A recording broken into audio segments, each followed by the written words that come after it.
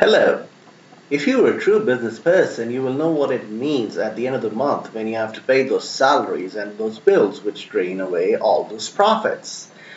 Now, how do you think Apple became a $1 trillion company? That is because they outsource.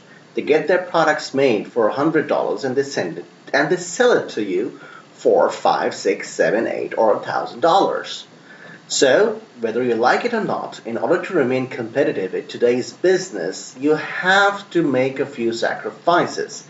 One of those is the popular way of outsourcing. Now, I have over 20 years' experience in outsourcing and can provide you a range of services. And for what you are paying $2,000 a month right now, I can do the same things for you for $1,000 a month. So if you're interested in saving that money and increasing your profits, give me a buzz, look at my website, and let's see if we can work something out for you. Thank you.